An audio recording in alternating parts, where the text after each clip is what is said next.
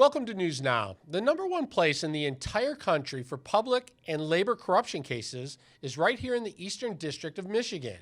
And the U.S. attorney responsible for prosecuting those cases is here in our studio and joins us now. Matthew Schneider, thanks for being here. Thank you so much, Kevin. Good to see you. Likewise. So before we get into this public corruption, let's meet you. Where did you come from before you got to this position? So I was an assistant U.S. attorney for about 8 years, which was great because I worked in the office. I prosecuted a variety of cases, guns, drugs, bank robberies, public corruption, worked on those cases for a long time. Then I left and I went into the state system, did a variety of jobs there, and then eventually became the Deputy Attorney General for the state. And then I've been the U.S. Attorney for about 3 years now.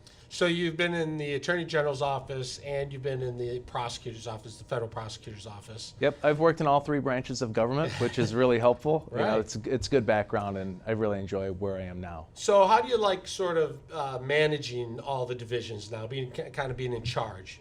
Well, it's great. It's a great responsibility, but I handle my own caseload as well. So I always have a couple of cases that I'm working, whether it be a gun or a violent crime case or an illegal alien case. I've always got those on my docket because I think it's really important to stay in the courtroom. No matter where you are, no matter what job you have, you should always be doing the real work. And I do that a fair amount too, so it's great. I mentioned it keeps you in touch as well with the other attorneys who are out there practicing. When they come up and say, hey, I've got this problem, you can say, well, yeah, I got that problem too, yeah, or vice versa. I've made that mistake myself, right? Yeah. I can say that. And sure, I make mistakes in court, and everybody does. And so that's really helpful if you can stay in the courtroom and keep doing those things and maybe making a few mistakes, you learn that you're a human being. And then when somebody on your team makes a mistake or does something incorrectly or something that you would have done differently, you can understand a little bit more about that and have more of appreciation for it. All right, let's talk a little bit about public corruption, because that is a pretty astounding fact. You think of the entire country, and people may have cities in their mind where they would think public corruption or labor corruption might be number one, but here it is in Southeast Michigan. Is it because there's more corruption here? Is it because there's more agents working cases? Is it because you're just focused on it? So if you look at the rest of the country, every year, if you're in a normal office in the Justice Department, a normal state, you might bring one or two of these public corruption bribery type cases. If you're in one of the largest cities in the country, like if you're in Los Angeles or Miami or New York or Chicago, you might bring 4 or 5 of these cases a year. In our office in Detroit, in the Eastern District of Michigan, every year for about the past 5 years, we average about 18 of these cases. So your question is, does that mean there's more corrupt people here, or does that mean we're working harder? I think it's the latter, is that we have taken a concentrated effort, working with the FBI Public Corruption Task Force, working with our state and local partners. We have really focused on public corruption here because it's a problem, and we want to make sure that we're going after it very aggressively. So does it come down to strategy to some extent? Because you could open a case against somebody, a public official, and you could say, all right, here's our target, this is what we're doing. Or you could say, we want to weed out this thing completely. So we're going to look at every single place that the evidence takes us, and we're going to end up with 15 people in an investigation or 80 people in an investigation, right, instead of the 1 or 2 that maybe were the targets. Is that part of the equation? So in other offices, they might tell you, for example, if you've got a drug conspiracy case, they might say, look, you've got 10 people in the drug conspiracy. Some of those people are low-level mules. Then there's the high-level people. Some other offices say, you can't chase every rabbit down every hole. I believe in public corruption, you can chase every rabbit down every hole, or you should try. And so when we look at a corruption case, we're definitely going to look at all aspects of it, and we're going to try to find out who is involved extensively and go after those people as well. Because really, there's drug problems all across the country, but public corruption is something that is at the heart of eating at our government. When somebody is an elected or appointed official and they're corrupt, that undermines our society to a great deal. And that's really why we need to focus on these cases. So sometimes we'll see the public get kind of mad or frustrated or maybe just not understanding when a certain public official or multiple public officials get these big sentences. You know, they get a lot of years, and they're like, well, these are white collar crimes. They didn't rob anybody, they didn't rape anybody, they didn't kill anybody. Why are they going to prison for so long? When you sit down to write a sentencing memorandum about a public official, what are the points that you want to make to that judge who decides how long that public official is going to go to prison for? Well, where we start is the federal sentencing guidelines, and that's always a guideline range that we always look at, because that's what Congress directs us to look at. And that might be a very significant range. It might be 30 years. It might be in that avenue. But that's what Congress has directed us to do. I mean, we don't write the laws. We only enforce them. So we start there. And then we look at other aspects of the public official. You know, how egregious was the conduct? How long did it take? Was there money that was taken, and did you use it for your own personal gain? Did you cooperate with the government? That's another thing that we look at. And also, are you remorseful? Do you take responsibility for your actions? Are you admitting your guilt? And what do the victims think? Did you create some victims here? Are the victims the taxpayers, or are the victims other employees, or are they people? Those are all aspects of things that we look at in public corruption cases. Can you briefly describe how RICO works? This is a conspiracy, and why it adds so many years. It can add extra 20 years to a crime if you're convicted of RICO. So the Racketeering Act was passed back in the time to address issues related to the La Cosa Nostra, the mafia in this country. And the idea is Congress said we need a statute by way of we can take down the leaders of the organization when they are committing crimes.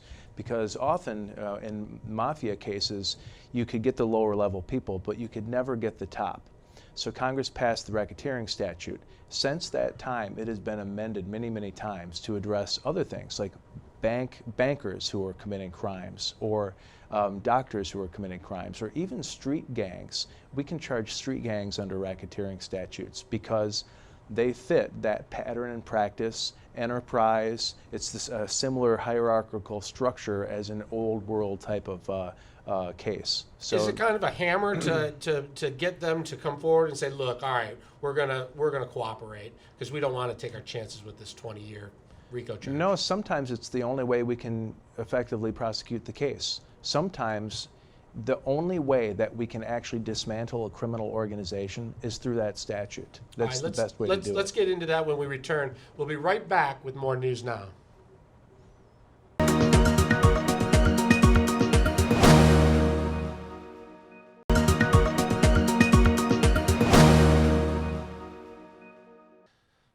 Welcome back to News Now. We're continuing our conversation with the U.S. Attorney for the Eastern District of Michigan, Matthew Schneider.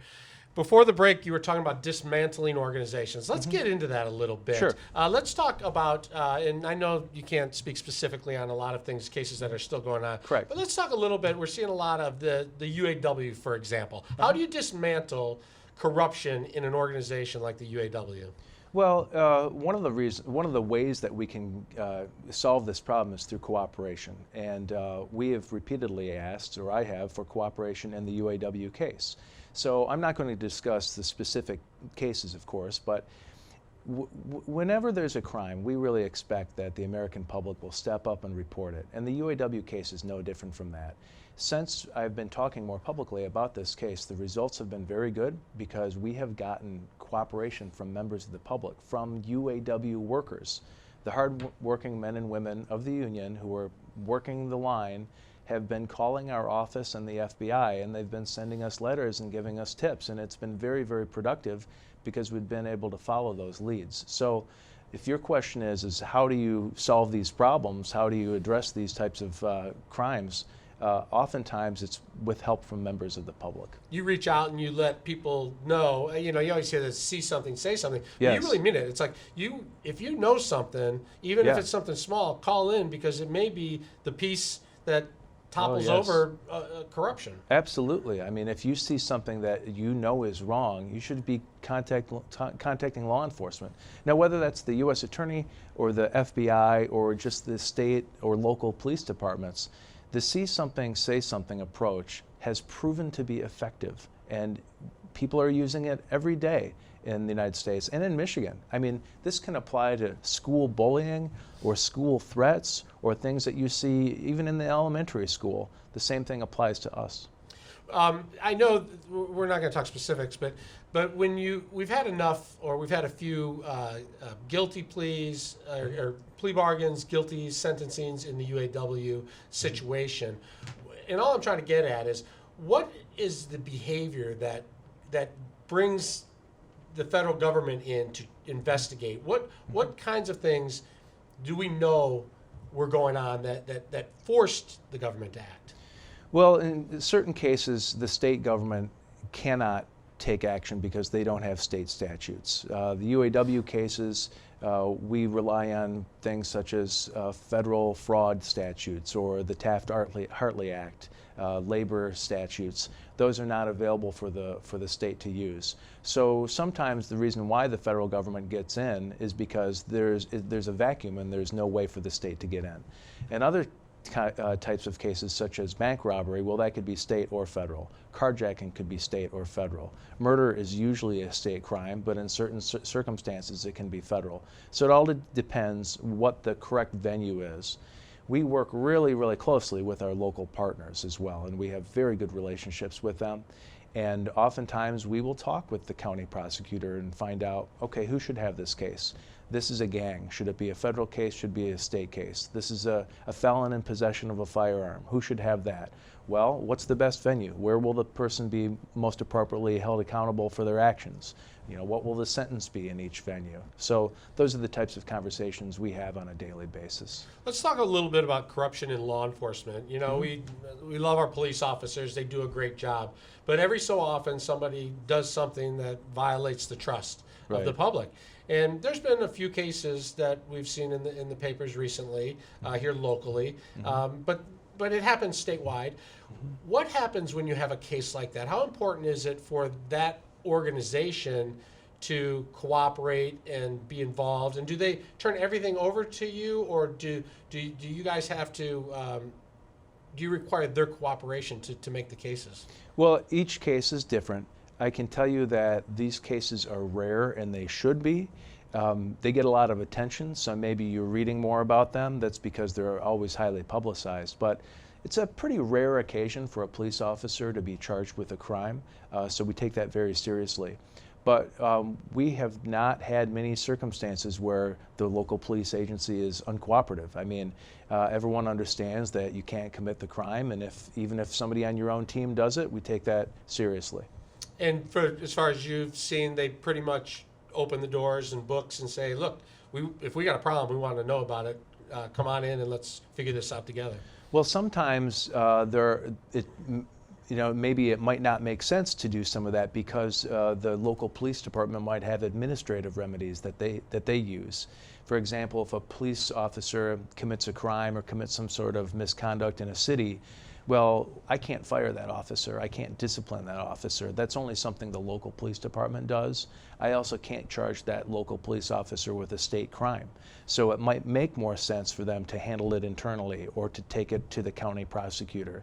If it does make sense to bring it to the federal government, of course, then they do that. And that's been a good cooperative relationship as well. I want to talk about the corruption investigation into Macomb County. It really has grown into quite a large investigation.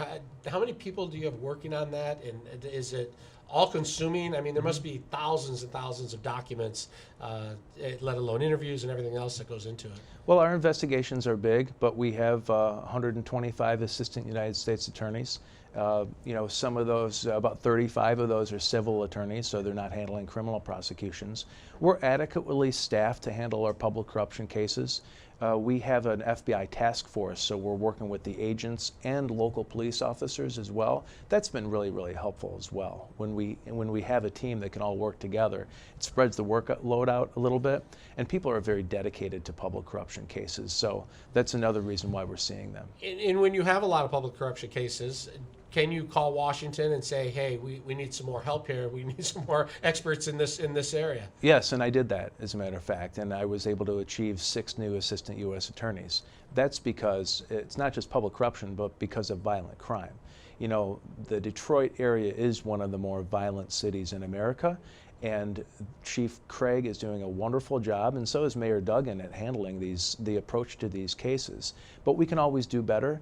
And just within the last month or so, Attorney General Barr announced that he was bringing more federal resources right here to Detroit. So we're getting automatically about $1 million+, and then we're hoping to get about $10 million more, and that'll be to pay for police overtime, for other resources, maybe to hire some more agents and officers, also to get more money to the U.S. Marshals so they can go round up fugitives who are on the lam and should not be on the street, but because they have warrants for their arrest. That's what we've been doing for the last month. All right, we're going to take a short break and come right back with U.S. Attorney Matthew Schneider. More news now after this.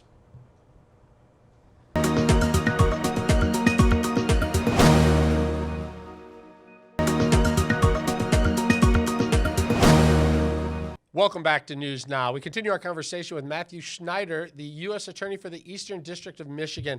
We were talking a little bit before the break about violence, and I wanted to get into this a little bit because we do know that while crime is coming down, statistically, Detroit is one of the most dangerous cities in America. And you guys have been working on that with the police department for several years now. And one of the areas that you guys have been focused on is kind of going after gangs. And that's because that's where a lot of the repeat violence is, Correct. I imagine. Yes. So tell me how you go about getting information on gangs, which traditionally don't snitch. Yes. And then how you go about making cases that are resulting in these massive sentences. Yes. Well, one of the things that we're doing, which is pretty innovative, and they don't do it in very many places in the country, is that a couple times a year, Chief Craig from the Detroit Police, Mayor Duggan, and I will meet with gang members face to face. And these folks generally are on some sort of probation, so as a condition of their state probation, they have to come to one of these meetings. And it's typically at night in a church somewhere in the city. And we will get service providers such as Goodwill, we'll get industry providers there, and we will all sit down with 25, 30 of the most violent people in the city. And we will talk to them face to face and explain to them, look, we're done. We're done with the violence. It is time to stop shooting at each other. And this is your last chance. If you continue to persist in violence, then we will take your cases and we'll prosecute them federally. And so you're now looking at federal time. So this is your choice.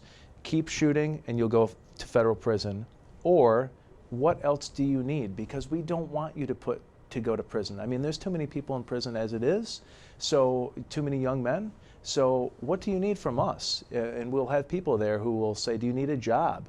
Do you need your driver's license restored? Do you need something helped up with your landlord? Do you need clothing? Do you need food? And we will provide them resources as well, the service providers will, to try to get them on board. And then at the end, I make sure to personally talk with all of these gang members or offenders to the extent that I can, to reach out and talk to them. Sometimes they don't want to talk to me, and that's fine, that's their decision. But we've had some very, very good success in which people would decide, I've seen too many of my friends who've been killed. My brother or my sister has been killed. I'm done. I'm getting out of the gang life. And then we help them transition out.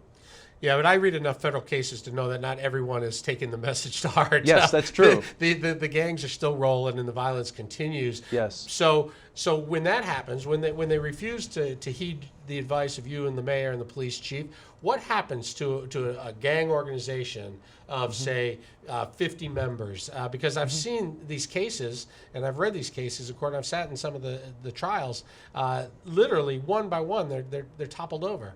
Yes, and it used to be years ago that the racketeering statute was the way to do that. It still is. However, I've decided as U.S. Attorney that we're not going to be limited to that. We're going to use every possible tool we can to go after gang members.